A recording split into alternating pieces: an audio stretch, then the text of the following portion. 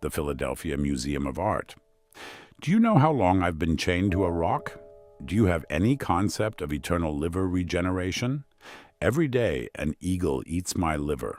Every night, it grows back. Every day, repeat, for thousands of years. And now, apparently, I'm doing this, narrating a museum tour, because someone decided a titan who stole fire from the gods and suffered eternal punishment for it should provide light, whimsical commentary on an art institution. The irony is not lost on me. Light, whimsical. I brought literal light to humanity and got a rock and an eagle for my trouble. Fine, let's do this. Let's see what you've done with my gift.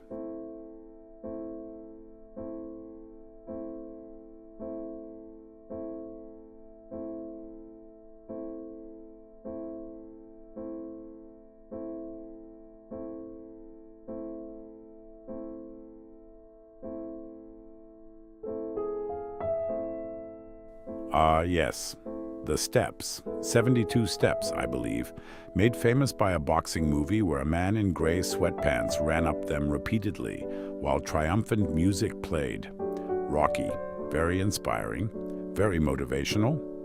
You know what's also motivational? Being chained to a mountain in the Caucasus for stealing fire so humanity could have technology, warmth, and eventually cinema. Look at them, running up. Arms raised in triumph, recreating a moment from a movie about a fictional boxer. Do you know what I'd give to run up anything? To not be chained? To feel triumph instead of eternal consequence? But sure, run up the steps. Feel like Rocky Balboa. That's nice for you. Actually, I suppose there's something poetic about it. Steps as trial, steps as achievement. The human need to conquer something, even if that something is just architecture. I stole fire to conquer the darkness for humanity. You run up steps to conquer athletic movie nostalgia. Different scales of heroism, I suppose. The steps lead to the museum entrance. Let's go inside. Let's see what humanity built with the gift I suffered eternally for. Oh, look. Diana. Roman name, though. Artemis to us Greeks, goddess of the hunt. My cousin, technically, if we're being genealogically precise about Titan and Olympian relations, which honestly, at this point, who's keeping track? Augustus St. Gaudens created this, gilded. Originally stood atop Madison Square Garden in New York before coming here. She's drawing her bow, perpetually about to release an arrow that never quite launches. That's rather like me, actually. Perpetually chained. Perpetually about to be freed, but never quite achieving it, until Hercules finally showed up centuries later. At least Diana gets to look powerful while eternally suspended in action. I just get eagle-related liver trauma. She's beautiful, I'll admit. The craftsmanship. The way St. Gaudens captured motion in static metal. Humans do have a talent for making permanent what should be temporary, capturing a single moment of divine action and freezing it forever. Speaking of eternal freezing in uncomfortable positions, let's continue.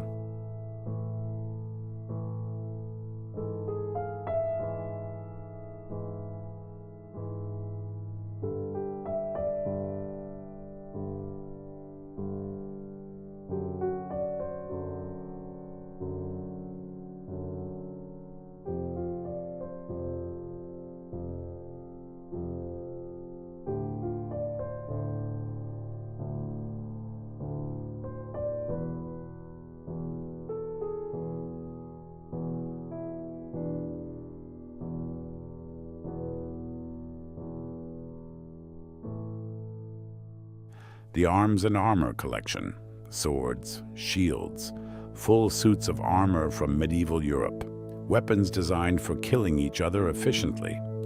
You know what these all required? Metallurgy, forging, fire. That's right. Every single piece in this room exists because I stole fire from Olympus and gave it to your ancestors. Zeus was furious, absolutely livid. How dare you give mortals the ability to forge metal and eventually make elaborate murder equipment?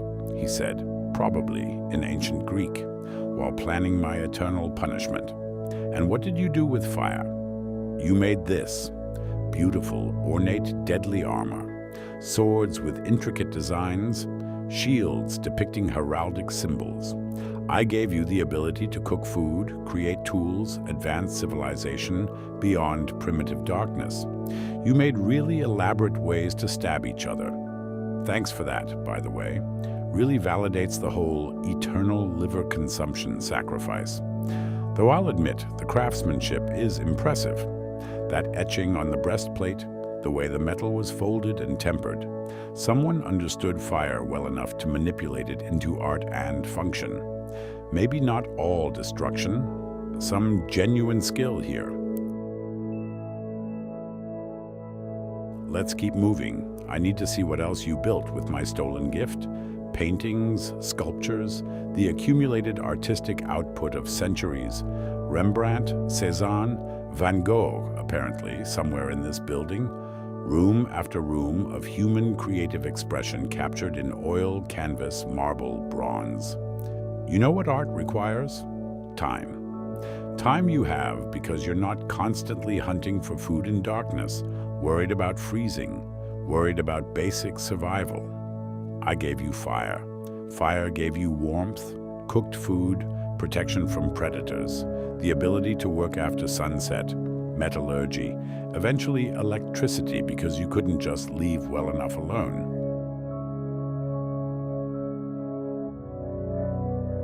Someone spent months on this canvas, capturing light and shadow and human emotion in ways that require both technical skill and something more ineffable. Something like soul, maybe, whatever that means for beings who die and don't regenerate their livers nightly.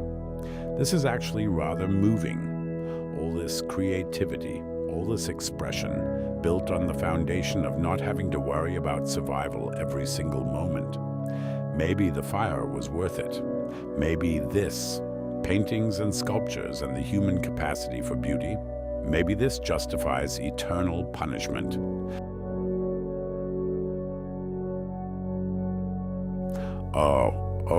This. There I am, at the east entrance, apparently. Prometheus Strangling the Vulture. Jacques Lipchitz, 1944. First of all, vulture? It was an eagle, Zeus's own eagle. Get the bird species correct if you're going to depict my eternal torment. Second, I never strangled anything. I was chained to a rock. The eagle ate my liver daily. There was no strangling, there was no fighting back. There was just suffering, repeatedly, for millennia. But sure, let's have a heroic sculpture where I'm depicted as actively combating my tormentor instead of just being eternally, passively punished. Although, the abstraction is interesting. Cubist style, fragmented forms. My body twisted in this eternal struggle. My hands wrapped around this vulture that should be an eagle's neck. Maybe this is aspirational. Maybe Lipchitz wasn't depicting historical accuracy, but rather resistance. The idea of fighting back against endless punishment, even if the reality was more passive suffering. World War II. Maybe this was about something larger than just my personal mythology. Maybe it was about fighting fascism, fighting tyranny, refusing to simply accept endless torment without struggle. That's actually rather profound, using my myth to represent resistance against oppression during humanity's darkest hour. Fine, I'll allow the vulture/eagle inaccuracy. This sculpture has earned some artistic license. Now, let's see what Rubens did with my story. I have lower expectations there, honestly. And here, Rubens, 17th century. Prometheus Bound. This is accurate, painfully accurate. There I am, chained to the rock. The eagle, actual eagle. Thank you, Rubens, for correct bird identification, tearing into my side. I remember this. I remember exactly this. The talons, the beak, the eternal regeneration just in time for the next day's torture. Rubens worked with Franz Snyders on this, apparently. Snyders painted the eagle because he specialized in animals, division of labor, very efficient for depicting my suffering, the musculature, the tension in my body, the way light falls across my tortured form. It's masterful, actually. Baroque intensity, dramatic contrast.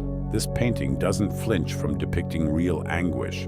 This is what it actually felt like every single day. I don't have a joke for this one. This one just hurts to see, even now, even after everything. But I suppose that's what great art does. Captures truth even when the truth is uncomfortable. Let's finish this tour. I need a moment, and here, the griffins, guarding the museum entrance. Mythological creatures, eagle head, lion body, standing sentinel over humanity's greatest artistic achievements. Appropriate, really. Mythological guardians for a temple of human creativity. Ancient symbolism protecting modern culture. You know what the biggest attraction here is? Not the Rembrandts, not the medieval armor, not even my own torture depicted in 2 different centuries by 2 different masters. It's the steps. The Rocky Steps, a movie prop statue of a fictional boxer. I stole fire from Mount Olympus. I defied Zeus himself.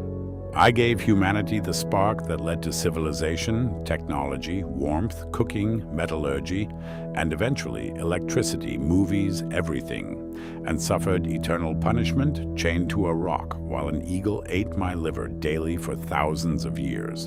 And the biggest tourist attraction at this museum is a bronze statue of Rocky Balboa, a character from a movie that exists because of the fire I stole. This is what you did with my gift. This is the pinnacle. Not the Van Goghs, not the classical sculptures, not even the accurate historical depictions of my suffering. Now, if you'll excuse me, I need to return to my rock. The eagle's probably getting impatient, but thank you for showing me this, for showing me what became of my stolen gift. Art, armor, ancient guardians, and one very enthusiastic bronze boxer. Could be worse legacies, I suppose.